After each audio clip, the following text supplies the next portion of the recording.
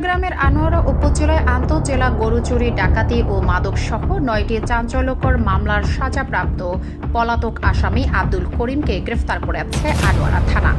বুধবার গভীর রাতে উপজেলার কৈনপুরা এলাকা থেকে আধুনিক তথ্য প্রযুক্তির সহায়তা ও গোপন সংবাদের ভিত্তিতে তাকে গ্রেফতার করা হয়।